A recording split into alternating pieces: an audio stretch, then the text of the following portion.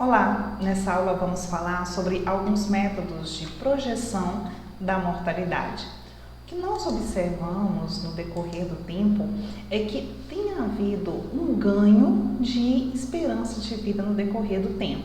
Nós observamos aqui a experiência de vida ao nascer para o Brasil a cada ano. Então, aqui em 1950, a esperança de vida ao nascer era de 43,3 anos, principalmente em função da alta mortalidade infantil.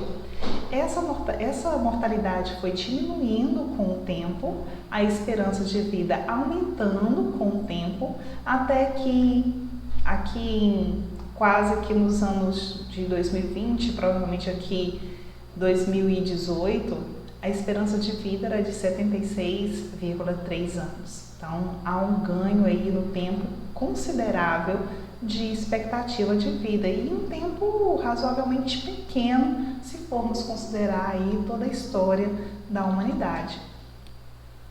Esse ganho de esperança de vida, essa diminuição da mortalidade não tem acontecido só no Brasil, tem acontecido também em vários outros países. Aqui nós temos outros países da América Latina, né? Temos o Brasil, mas temos também a Bolívia, aqui representada pela linha vermelha, a Argentina pela azul, Chile pela lilás, Paraguai pelo azul mais claro e Uruguai pela linha laranja. Repare que todos estes países tiveram ganhos de expectativa de vida para as suas populações e é esperado que nos próximos anos essa tendência continue.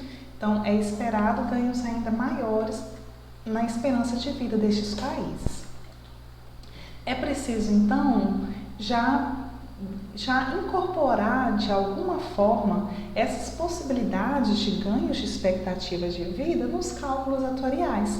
E para isso nós precisamos fazer uma projeção do comportamento futuro da mortalidade. Isso pode ser feito por dois tipos de metodologia. Metodologias determinísticas e metodologias probabilísticas. Entre as determinísticas, nós destacamos aqui o modelo Logito e as tábuas geracionais. E entre os probabilísticos, nós temos o modelo de Lee Carter e algumas modificações desse modelo. Entre as diferenças básicas entre essas duas é que, enquanto no modelo determinístico nós temos apenas um resultado para cada ano futuro, nos modelos probabilísticos temos um resultado médio e uma distribuição de valores possíveis em torno deste valor médio. Temos aí um intervalo de confiança para os valores estimados. Vamos ver primeiro alguns dos modelos determinísticos. Uma prática, às vezes muito comum na atuária, é o agravamento ou suavização de uma tábua de mortalidade. É uma modificação da tábua, já tentando aí incorporar na tábua um ganho de mortalidade ou uma redução de mortalidade.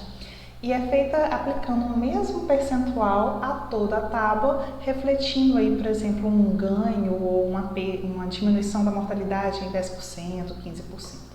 Então, agravar a tábua em 10%, por exemplo, significa que a probabilidade de morrer da população será 10% maior do que a tábua original. Suavizar em 15% significa que ela será 15% menor a cada idade em relação à tábua que se tomou como padrão. Essa é uma prática relativamente comum, mas ela tem a desvantagem de desconsiderar que há uma relação entre a estrutura e o nível da mortalidade. Que relação é essa? Bem, nós temos aqui alguns níveis de mortalidade: mortalidade alta, mortalidade média e mortalidade baixa. E enumeramos algumas características típicas desses níveis de mortalidade. Vamos lá. Quando a gente tem uma mortalidade alta, nós temos a seguinte situação. Em geral, temos falta ou más condições de saneamento básico, higiene e acesso a serviços de saúde e também má alimentação, né? Uma alimentação pobre ou deficitária, uma alimentação que não é abundante. Então, a pessoa, por desnutrição, fica mais exposta, mais suscetível ao desenvolvimento de doenças e temos uma situação de muitas doenças infecto-contagiosas. Nesse caso, a curva de probabilidade de morte ela tem um formato bem de um J, ou seja, nas primeiras idades nós temos um aumento, nós temos uma alta da mortalidade, a mortalidade diminui nas idades mais jovens e volta a aumentar nas idades mais avançadas, aumentando bastante.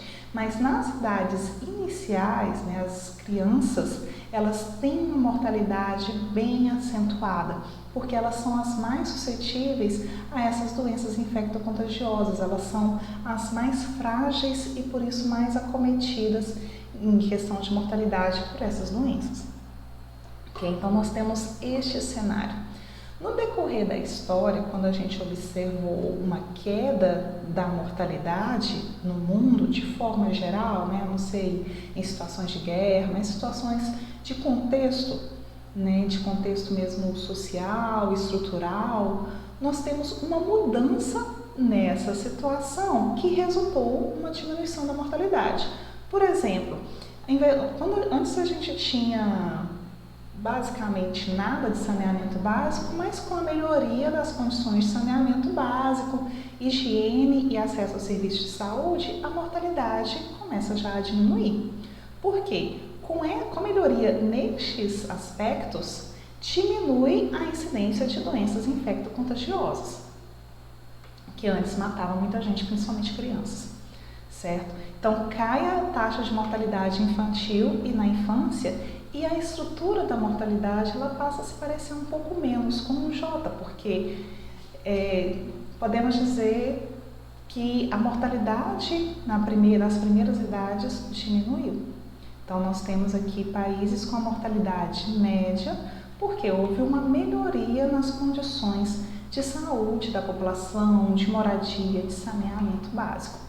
Quando a gente tem uma mortalidade baixa, nós temos uma situação em que cai a mortalidade também das doenças crônico-degenerativas, ou seja, as doenças que afetam pessoas nas idades mais avançadas. Porque nessa situação já caiu a mortalidade infantil, já se controlou as doenças infecto-contagiosas e as doenças que ainda se tem a controlar são as crônico-degenerativas, aquelas doenças que afetam não tanto as crianças, mas as pessoas com idades mais avançadas. Nessa situação a gente tem uma retangularização da curva de sobreviventes, ou seja, as pessoas passam a morrer em idades mais avançadas, mas elas morrem em idades mais parecidas, mas em idades mais avançadas, e a curva de mortalidade ela aparece mais como retângulo. Então, reparem o seguinte, a causa da morte ela está ligada ao formato da curva. Né? Se a gente tem mais doenças infecto-contagiosas, nós temos um formato de curva de mortalidade com alta mortalidade infantil na infância. Se a gente tem baixa mortalidade, a gente tem um cenário em que a mortalidade infantil na infância já é baixa, relativamente às demais. Então, nós temos uma outra configuração, outro formato de curva. Não muda apenas o nível da mortalidade, muda também a estrutura da mortalidade. E quando a gente tem uma mortalidade baixa, há uma diminuição da inclinação também da probabilidade de morte nas idades mais avançadas. Então, uma mudança no nível da mortalidade está diretamente relacionada à mudança na estrutura da mortalidade, pois ambas estão ligadas a mudanças na causa de morte, que atuam de forma diferente em idades diferentes. Então, alterar o nível da mortalidade de forma igual em todas as idades é desconsiderar essa relação que existe entre nível e estrutura, ok? O que a gente tem como alternativa para essa modelagem? Nós temos o modelo Logito. Um instante. O modelo Logito, ele é um modelo de interpolação de tábuas de mortalidade. Então, você pode, por exemplo, pegar uma tábua inicial, digamos, a tábua brasileira. E eu acredito que essa tábua brasileira, no decorrer do tempo, vai ser alterada, que a mortalidade vai diminuir. Por exemplo, chegando próximo a uma tábua como a do Japão, Bem, então nós temos aí dois limites de mortalidade com estruturas de mortalidade muito diferentes entre si. O que a gente faz é fazer uma transformação logito em cada uma das probabilidades de morte e fazer uma interpolação nesse sentido. Ó, digamos aqui que a gente tem a tábua brasileira como essa azul maior, aqui já o logito do Lzinho de x da tábua, da função Lzinho de x, e aqui nós temos a tábua do Japão. E nós vamos interpolar para tempos intermediários, tábuas intermediárias, mas que respeitem essa forma, essa estrutura de mortalidade que existe entre essas duas tábuas. E como que isso é feito? Bem, primeiro faça a transformação logito e depois faça uma interpolação linear entre as funções resultantes, a logito da tábua padrão e a logito da tábua limite, aquela que se acredita que vai ser alcançada no decorrer do tempo, certo? Aí, dessa transformação, volta-se novamente, né, do logito para o Lzinho de x para obter a função que se deseja. Esse é o processo que se utiliza para a construção dessas tábuas intermediárias, encontrando funções que respeitem nível e estrutura de mortalidade das causas e seja efetivamente mais razoável do que simplesmente aplicar o mesmo percentual para todas as idades. Nós temos aqui um exemplo disso que seria a tábua do Brasil, a tábua do Japão, né, como eu falei, e aqui uma tábua média entre a tábua brasileira e a tábua japonesa, olha só, encontrada via logito. Então, ela respeita a estrutura de mortalidade das duas populações, porque sabe que no Brasil a gente tem uma estrutura de mortalidade dadas as causas de mortalidade que existem. No Japão são outras causas, então outra estrutura de mortalidade. E nós encontramos aqui uma intermediária que respeita essa evolução da mortalidade para as populações no decorrer do tempo, certo? Ok, vamos passar agora para modelos probabilísticos. O modelo probabilístico mais conhecido é o modelo de Lee Carter e ele gerou algumas variações, né? Desse modelo foram geradas algumas variações que são muito utilizadas. Bem, o método mais usual para a projeção da função de mortalidade, que gera um intervalo de confiança probabilístico para as projeções, é o de Lee Carter. O modelo utiliza séries temporais do tipo ARIMA para projetar a mortalidade. Ele projeta a mortalidade total por grupo e por grupo etário, mantendo a estrutura etária da mortalidade constante. Isso é algo a ser questionado, existem algumas variações também, aperfeiçoamentos aí nesse modelo. A confiança desse método está relacionada à abundância de uma série histórica de dados de mortalidade. Então, quanto maior essa série histórica, maior a eficácia na estimação das funções futuras. Aqui nós temos, por exemplo, alguns resultados da mortalidade estimada pelo método de Lee Carter, né? Aqui nós temos o resultado da esperança de vida ao nascer observada no decorrer do tempo. Então, para esses resultados foram utilizados um histórico desde 1950, certo, da mortalidade.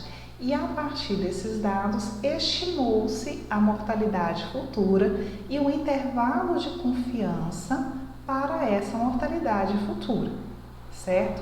E essa mortalidade estimada pelo método de Lee Carter, como vocês podem observar, ela coincide com aquilo que efetivamente foi observado no decorrer do tempo, né? E por aquilo que foi projetado para o tempo futuro por algumas outras instituições, como por exemplo o IBGE e a Fundação SEAD. Então, esse modelo de Carter, ele conversa muito bem com outras metodologias de projeção de mortalidade também. Aqui nós temos a curva do Lzinho de x projetada para o município de São Paulo. Temos a feminina e a masculina utilizando o cenário sem causas externas e os dados de 1950, né, a projeção aqui é de 1950 a 2100, né, alguns dados foram ajustados, né, pelo histórico desde 1950 e vai até 2100. Aqui está a curva do Lzinho de x. Nós temos aqui na linha pontilhada a função em 1950, feminina, com o asterisco nós temos a masculina e em cima nós temos a função feminina e masculina projetada para 2100. Repare como que se espera um ganho de sobrevivência. A função L1 de x dá, na população, numa corte hipotética, o número de sobreviventes a cada idade. Então, se a gente começa com um indivíduo, espera que haja aqui uma grande mortalidade no primeiro grupo etário e ela continue aqui nos anos seguintes, enquanto em 2100 espera-se uma pequena mortalidade nos primeiros grupos etários e a mortalidade só vai ser sentida mais intensamente nas idades mais avançadas. Temos aqui algumas referências a respeito de projeção de mortalidade para quem deseja se aprofundar um pouco mais. Até a próxima aula.